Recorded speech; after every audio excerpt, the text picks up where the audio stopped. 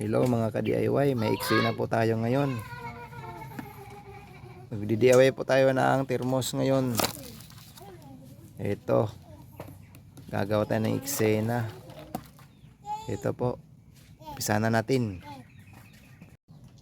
Hi po mga ka-DIY, mayroon na naman po tayong thermos. Ito, kasi biyak na tong ating thermos, wala na siyang thread.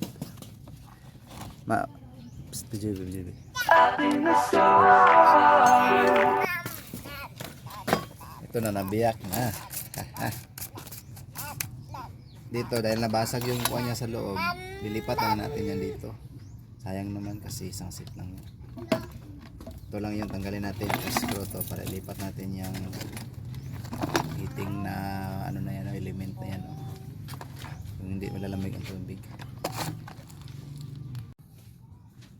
Yan, tanggalin na natin tong lock.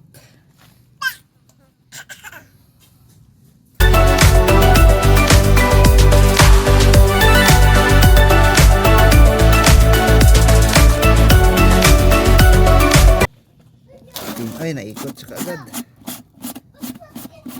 Yun, linisan na natin to gamit yung salang ng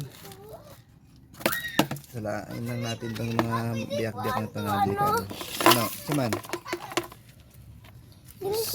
Ayan na, naku niya na. Ayun pa ito, thermos. Wala ka thermos. Dito ka, dito sa sayang naman to eh. Kahit saan ka magpunta, ito ginagawa at inayos lang naman eh. Alang bibili ka pa. I-DIY na lang natin to. Ayun tayo, bibili muna. Kung may budget naman, bibili naman tayo. Kung makaka-DIY naman lang tayo, DIY lang tayo para makabudget. Ay, ito, gusto. Tapos. Ayun na. Yan siya, oh. Ito yung heating element ng tubig, oh. Titingnan na natin kung magpipit ba tong takip niya. Kung magpipit to, pwede pa to i-DIY. Kasi iba-iba ang laki nito eh. Ito kasi dito, oh, yan.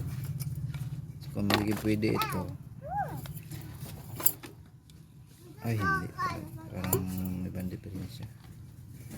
Subukan na natin. Yung pareho sila ng bunganga. Ito yung bunganga niya. Ah, pareho lang pala. So pwede ito mga ka-DIY. Pwede po ito. Pasok lang ito yan. Linisin lang dyan sa loob. Yan, yun. Pero bago yan, ilagay mo natin muna nitong pang sara para hindi yun sisingaw yung tubig, kaya hindi yan sa lalamig.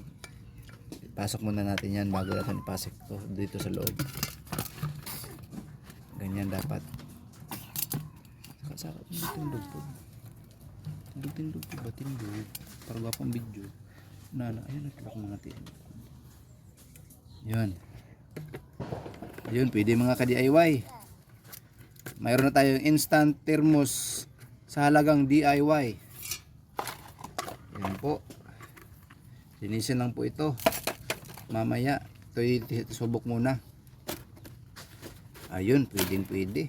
Ito kasi sa kapatid ko yung nabasag. Nabasag yung itong heating element niya. Tinapon niya itong cover. So, gagawin natin, i-DIY na natin ito. Mayroon man tayong sira dito. Yung siraan itong ganito din natin yung cover. Ipapalit na lang natin siya ng housing yung cover. Kung magpipit ito, so pwede na ito. Tapos ito naman yung adjuster na dyan. Oh. Pipit muna tayo kasi wala pa yung kuha natin. Nag-grasya natin. Ayan. Yun. Kunting kuha lang yan. Yan. Pwede mga ka-DIY. Ito. Ito yun. Sa loob pala ito. Isa. Ito yung magpipit doon para hindi siya maggalaw sa loob mga ka-DIY. Ito yun, ganyan.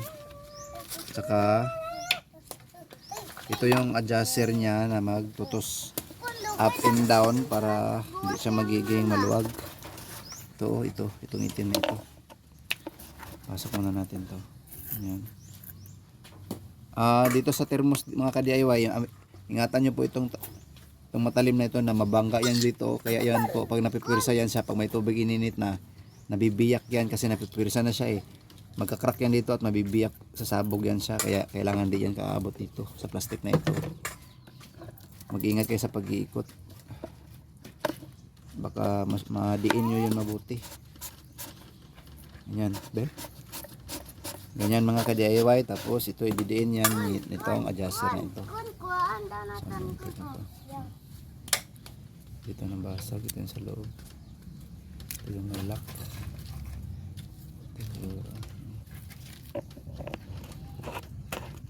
Yan. Uy.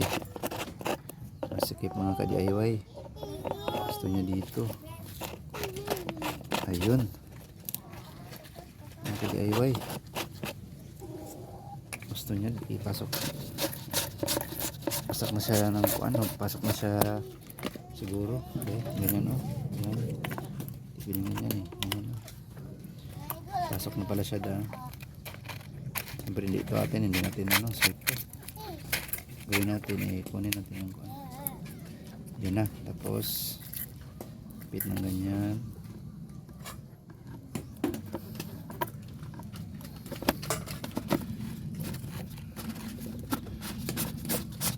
Ayun, huwag mo yung diinin mabuti. Tapos titingnan nyo dito kung madidiin siya ng rubber.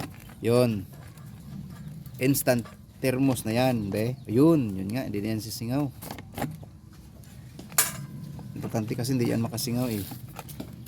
Ay, siya talaga, yupit talaga sila. So pwede talaga siya i-DIY mga ka-DIY. So mayroon tayong instant thermos sa halagang DIY at konting stick glue.